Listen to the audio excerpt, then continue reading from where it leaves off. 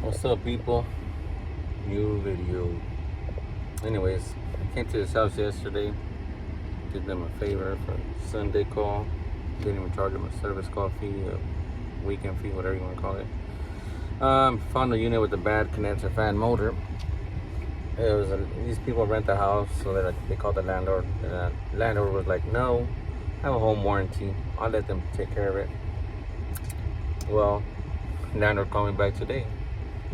"Louis, can you take care of that fan motor?" I go, "What happened with your home warranty?"